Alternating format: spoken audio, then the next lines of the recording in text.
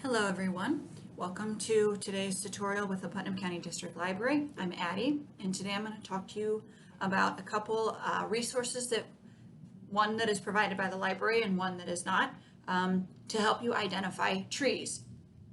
So a quick couple things before we get started. You will need to be able to log in with your library card to use this resource if you are doing this at home. I would have your library card handy so that you can look up that library card number in order to log in. If you want to come in and use the library's computers and internet, you will not have to log in. I'm here at the library now, so you will not see me log in with a library card number, but you will have to do that at home. So just be ready for that. If you don't have a library card, you can come in and get one at the library. It's pretty quick and painless, and then you can use our databases from home. So the first one that we're going to talk about is What Tree Is It? And that's the one that's provided by the library. And then the other database that we're going to use is actually the Ohio Department of Natural Resources website, or the ODNR website. So I have a couple of leaves here that I'm going to use to identify. Use our database and resources to identify these leaves. So that's what I'm looking at. I figured it would be better if I had an actual example than just trying to make something up. So let's get started. Okay, so like I said, the first database that we are going to be talking about is called What Tree Is It?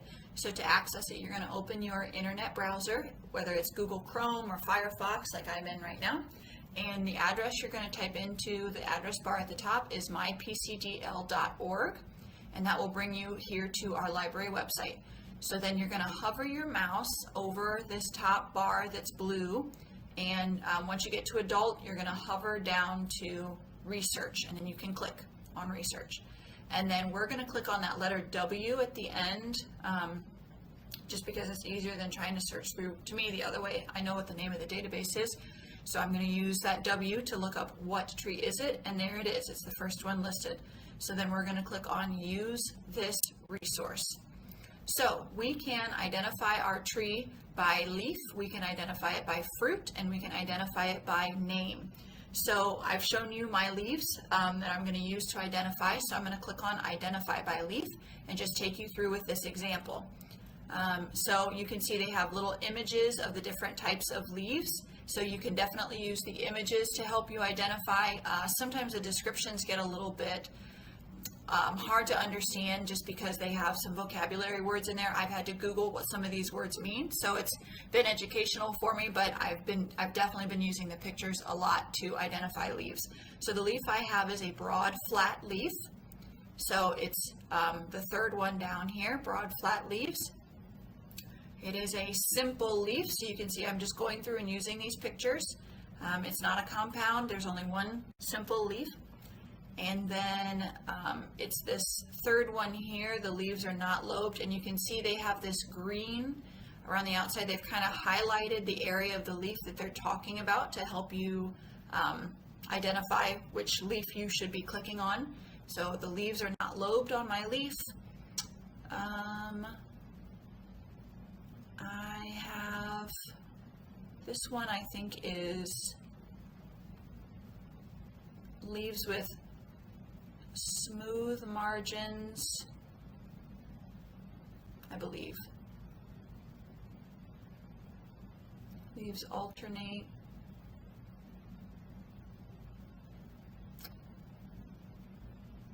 You know what? I don't know that this one's the right one. Let me go back here. I think it's leaf margins with fine double teeth. I know you guys can't see my leaf, so I'm over here examining it by myself. Leaf margins with small teeth. Nope, they're all about the same. So I'm just going through and identifying, what the characteristics are that describe my leaf. I think it's this one.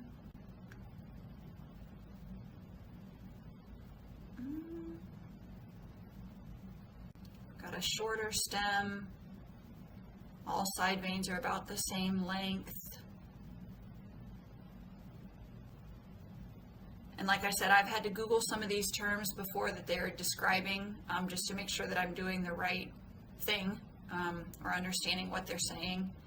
and my leaf is no more than 5 inches long, and my leaf stem is about 1/3 to 1/2 as long as the leaf. So I'm using my pictures in the descriptions, and there it is. That's my leaf. I think it's a downy serviceberry. So once you've identified which, then this one's more complicated. Some of them are a little bit easier that I've done. But it describes the leaf characteristics, the fruit characteristics. It gives you a nice description and some pictures so that you can learn a little bit more about this type of tree. So that is identifying your tree by the leaf.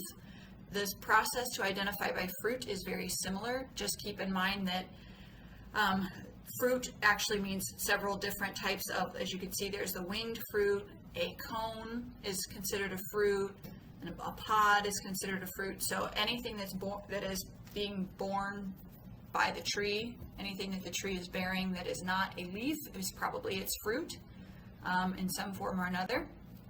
The third option, identify by name. I think this is more helpful if you are maybe reading about a type of tree in an older book where they don't have a picture, but you have a name of the tree and then it's describing it, and you're having trouble imagining what this tree is looking like.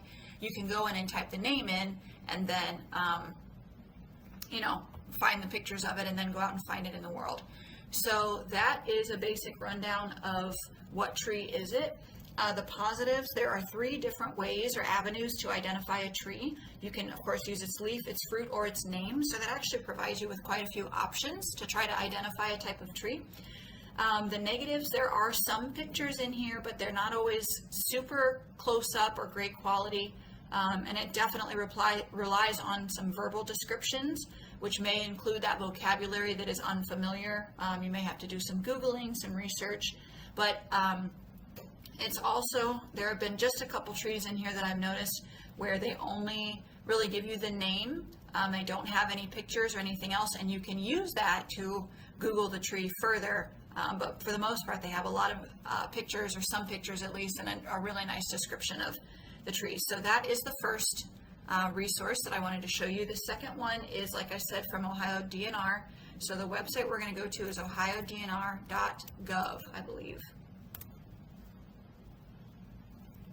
And we have used this website for other things. I've used it to identify animals. There's a lot of great information on this website. So I'm going to go to Discover and Learn and click on it. It's in the middle there. And then you can see the first category is animals. The second one is plants and trees. So down below there's broadleaf trees, trees with needle-like leaves, and trees with scale-like leaves. So those are the same organizational terms that the other What Tree Is It database uses. So I'm going to click on broadleaf trees because that's the type of leaf that I have. It's a broadleaf. And then it tells you what broadleaf means, which is kind of nice. And then you can click on, they have featured trees down below, but you can click on Explore All Broadleaf Trees, and it's going to show you all of the broadleaf tree species that exist in Ohio. So there's 85 of them, and they have it here in alphabetical order. So let's say that I am trying to research elm trees. So I'll click on American elm. So here, this website has some really nice pictures. Usually they have a lot of pictures, and they're very often close up and detailed. So I think that the pictures here are a slight improvement over the ones from the other website, but that's just my opinion. They just seem to have more pictures, which is sometimes nice to help identify.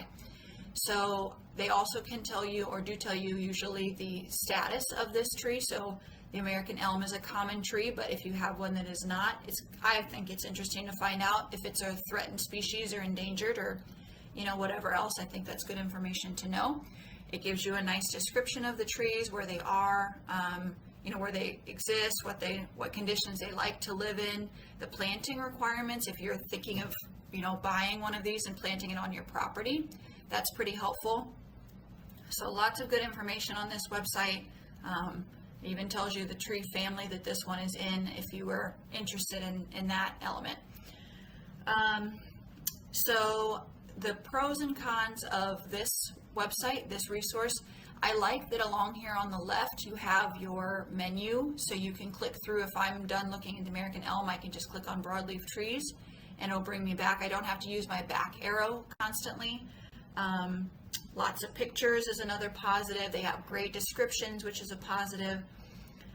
Just a couple negatives. If you're not sure of the name of the tree, and maybe you're trying to do like identify by leaf, it's a little bit difficult to identify by a leaf just looking at this general picture for each type of tree, each species. You know, the American elm, if I have an elm leaf in my yard and I'm trying to discover which tree it fell out of, this picture isn't the most helpful. I have to click into the database, you know, into the link, and then it will show me the pictures of the leaves and the fruit and everything else, and the buds and the flowers. So it's a little bit harder if you're going to try to go in and identify by fruit or identify by leaf. I think what tree is it is a nice place to start if that's the element that you're starting from. That's just my opinion. But between the two of them, I think they both do a really great job at trying to help you. Maybe you have grandkids that are interested in trees, or you know, you have trees in a park near you that you're not sure what they are. These are great resources to get started with learning more about Ohio's trees. Okay, thank you for watching.